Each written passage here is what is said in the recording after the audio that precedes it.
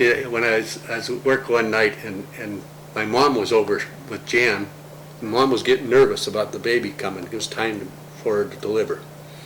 And she says, well, why don't we just go over and park in front of the hospital? I mean, that's what you'd think my mother, after having 4 kids, could handle this situation. But she was just a nervous wreck. So Jan says, finally agreed to go down there with her. So they called the lumber yard, and they says, tell Dan, my wife supposedly are at the hospital, and they called to tell them at the lumber yard that they're going in. Well, it got passed through a number of guys. By the time it got to me, it was, hey, Driscoll, your wife just had a baby. And geez, I just about fell apart. And I ran out the gate without checking out or anything. I sped into Missoula. I get to the hospital, and I says, my wife just had a baby. They says, well, what's your name? What's your name? And I says, Dan Driscoll. Oh, what's your wife's name? I said, Mrs. Driscoll. And they said, well, we don't have a Mrs. Driscoll here. And they knew her because they worked with her. She worked in that department. And they said, well, she's not here. Do you think she might have gone to the other hospital? I said, my wife wouldn't go to another hospital without telling me about it. So, I was a nervous wreck. And they said, well, why don't you sit down, Mr. Driscoll? I said, why don't you sit down? I got to find my wife. And pretty soon here comes Mom and Jan, and they had Diane with them. And unperturbed as hell here, and here I was falling apart, And God, I bet you I'm the first guy in the world that ever beat his wife to the hospital when she's going to have a baby. So you had Karen and Diane and Karen both born in Missoula, and then when we got to Butte, she was pregnant with Kelly, and he was born. We lived on Kenwood Street when we first moved over there. Rented a place up on Kenwood Street.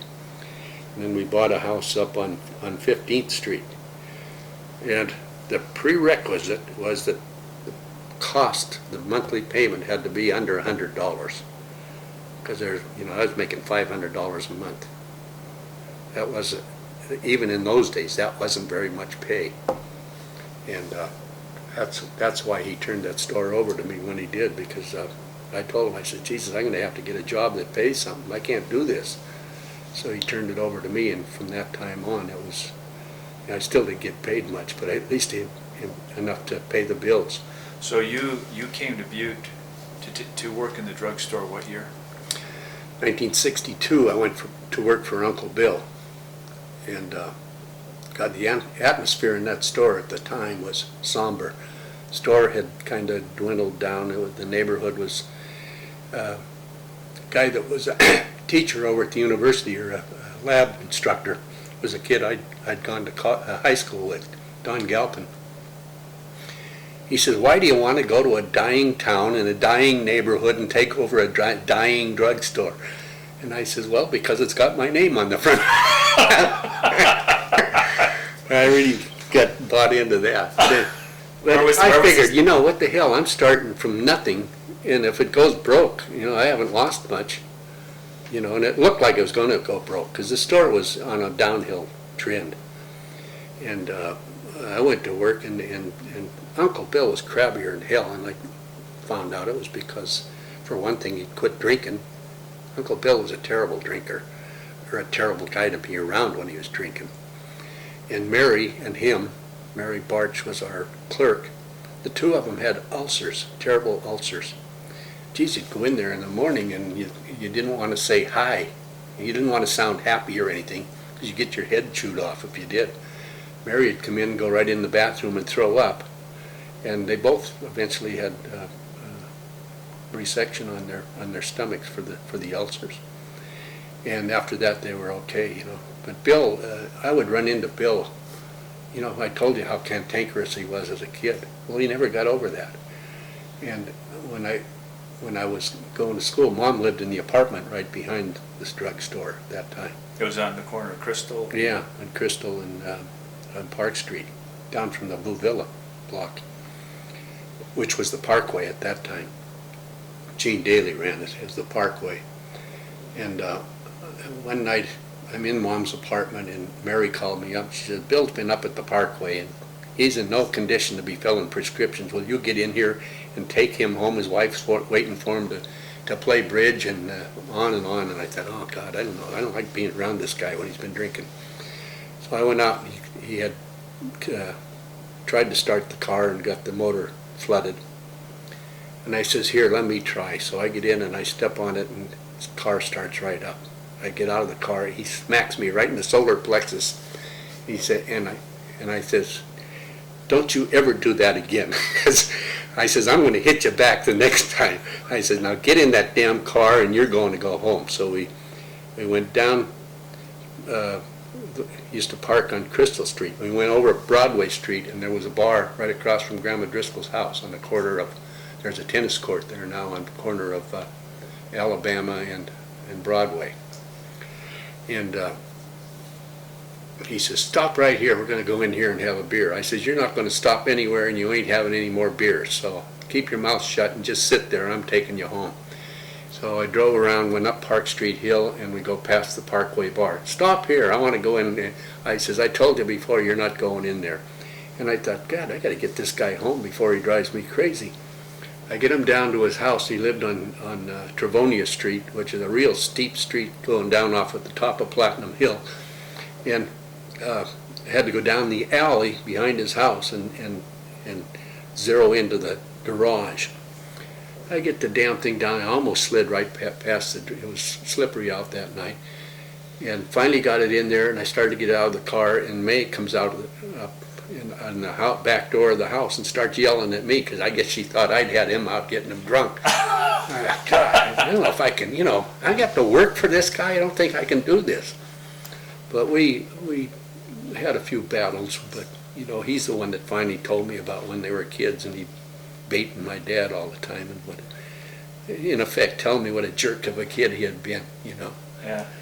Now he had a couple of kids. They had a couple of kids. Yeah, they had Paul and Frank. Paul was a career Army man, went through West Point. And he retired as a colonel and went teaching at, what's the Illinois engineering school? It's not in Chicago. Anyway, he taught there until he retired again. So he had 2 retirements. Frankie went into dental school and specialized in children's dentistry and specialized further in retarded children. Frankie's done very well for himself. He's still in Omaha. And then you took over, when did you take over the store on Park Street?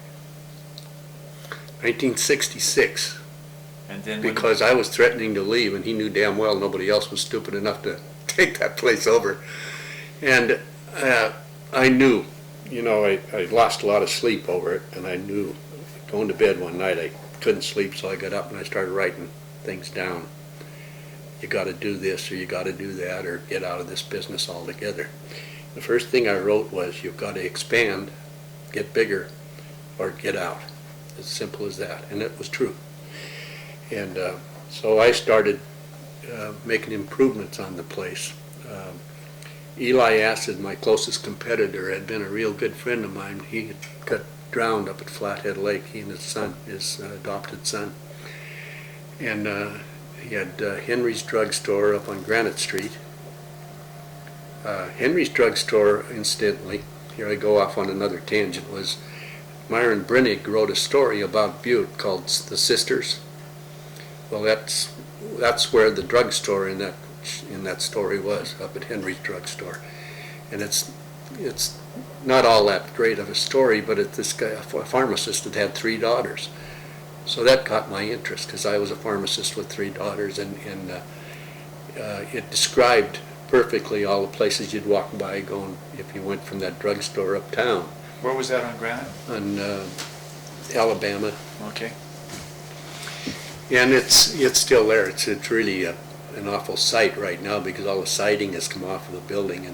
But at one time it was a great drugstore run by old man Henry, and then he sold it to Lou Ehrlich, a Jewish pharmacist who had it for quite a few years. And then when he died, my friend Rich Lorello from Anaconda was working in there, and he tried to buy it. And Faye Acid, Eli's wife, sold it out from under him for less money than he was willing to give. Never did. That was sort of the same thing that happened to Driscoll's pharmacy when or not Driscoll's, but Jensen's. Uncle Bill had worked for years down at Jensen's Pharmacy on Montana Street, Montana and Porphyry. And when Elmer Carkeek died, Uncle Bill tried to buy the damn thing, and she sold it to somebody else for less money. So